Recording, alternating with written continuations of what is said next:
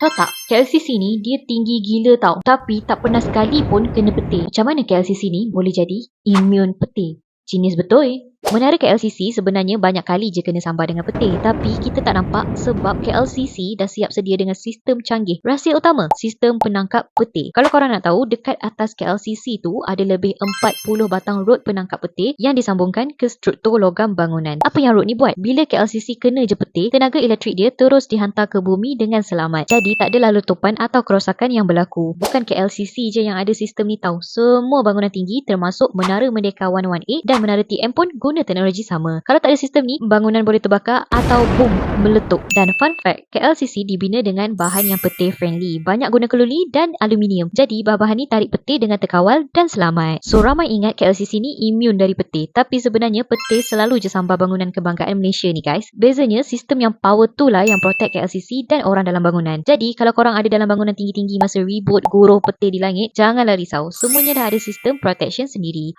Hebat juga negara kita ni kan? Tu je cerita hari ni. Ada komen menarik? Drop komen dekat bawah. Bye!